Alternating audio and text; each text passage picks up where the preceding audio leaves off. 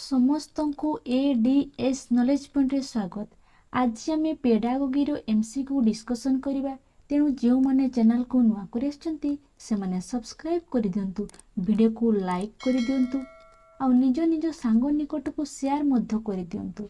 ए वीडियोटी OTT ओस्टेट ओस्टेट पिलांको पई बहुत helpful करिवो।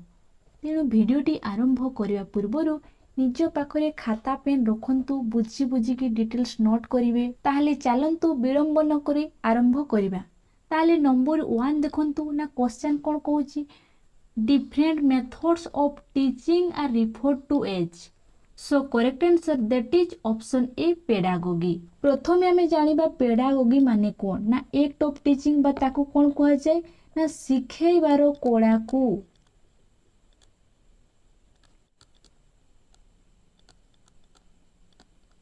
शिखेबार कला को कौन कह जाए ना पेडागोगी।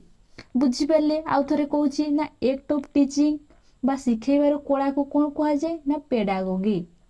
एबे जानिबा पेडागोगी शब्दटी केउठारु आछि। पेडागोगी शब्दटी ग्रीक भाषा पेडाग्युरु आसीछि। ना कोठु आछि ना पेडागोगी शब्दटी ग्रीक भाषा पेडाग्युरु आछि। गोटे हला कोन पेडोस आ गोटे कोन आगोगोस। बुझिपारे ना पेडोस कहला में कहा को बुझिबा बॉय चाइल्ड एवन को में पेडोस बुझिबा। ताले आगोगोस कहले कहा को बुझिबा ना लीडर को बुझिबा। आगोगोस कहले ए दुईटी वर्ड को नेकी पेडागोगी फॉर्मेशन होईची। ताले एबे हमें जानिबा कोन ना पेडागोगी रो जनक किए ना जोहान हेनरिक पेस्टालोजी। ए होउचंती पेडागोगी रो जनक। कौन कौन जानिले ना पेडागोगी कोन, पेडागोगी शब्दटी केउठारु आसीछि, पेडागोगी रो जनक किए ना जोहान हेनरिक पेस्टालोजी। ए होउचंती पेडागोगी रो जनक बा तांको कोन कह जाय फादर ऑफ पेडागोगी। एइटा भी जानिले। आ एइटा भी एग्जाम रे आसी पारे ना फाउंडर किए। ए होउचंती जोहान फ्रेडरिक हर्बर्ट। ए होउचंती पेडागोगी रो फाउंडर। एबे हमें जानिबा एपिस्टेमोलॉजी कोन ना लॉजी माने होउची स्टडी करिबा। बुझी पाले लॉजी माने कोन स्टडी करिबा। से बडे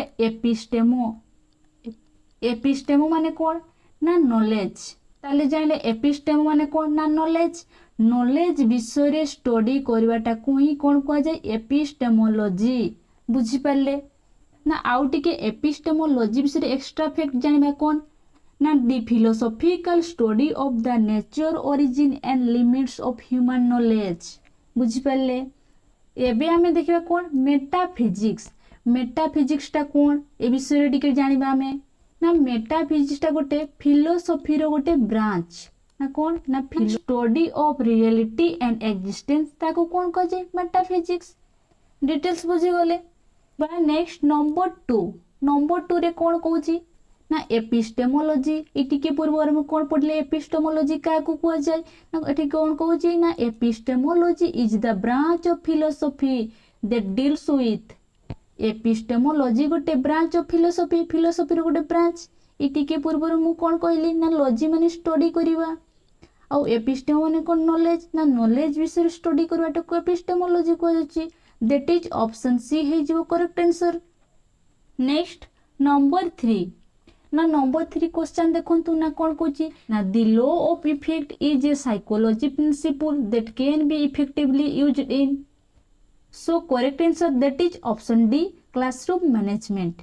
फर्स्ट हमें जानिबा कोन बेसिक जिंसो ना कोन